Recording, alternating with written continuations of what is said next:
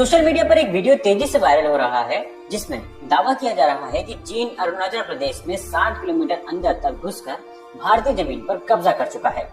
लेकिन क्या ये सच है? अगर नहीं तो फिर अरुणाचल प्रदेश के स्थानीय लोग चीन पर इतने गंभीर आरोप क्यों लगा रहे हैं? आइए इस पूरे मामले को आसान भाषा में समझते हैं। दरअसल ये पूरा विवाद अरुणाचल प्रदेश के अपर सुबनसिरी जिले के टकसिंग इलाके से शुरू हुआ। यहाँ की स्थानीय जनजातीय संस्था NH वेलफेयर सोसाइटी ने प्रशासन को एक ज्ञापन सौंपा। इसमें आरोप लगाया गया कि पिछले 6 वर्षों में चीन की PLA ने LAC के आसपास उनके पारंपरिक चारागाह, शिकार वाले इलाकों और जंगल से संसाधन जुटाने की जगहों तक उनकी पहुंच रोक दी है। संस्था ने सरकार से इस पूरे इलाके की ग्राउंड वेरिफिकेशन की मांग भी की है।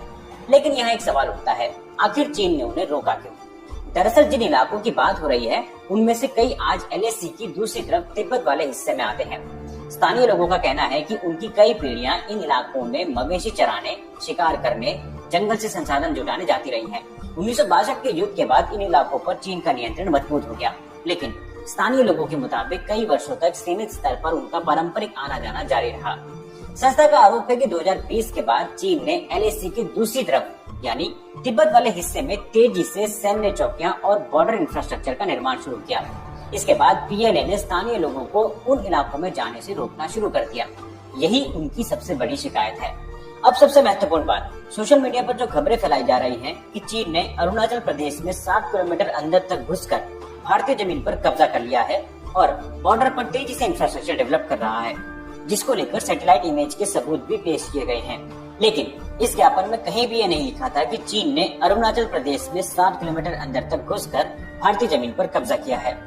और जिस सैटेलाइट इमेज को सबूत के तौर पर दिखाया जा रहा है वह कॉलोनी लोंगजू इलाके की है, जो बॉर्डर के उस पार तिब्बत में है। और ये कोई हालिया घटना नहीं है।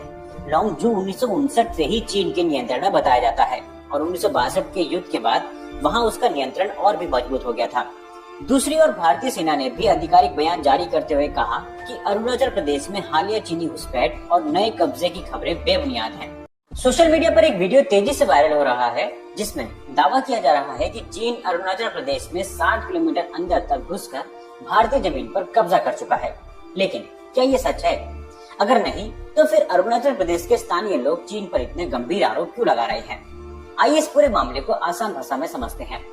दरअसल ये पूरा विवाद अरुणाचल प्रदेश के अपर सुबनसिरी जिले के टकसिंग इलाके से शुरू हुआ।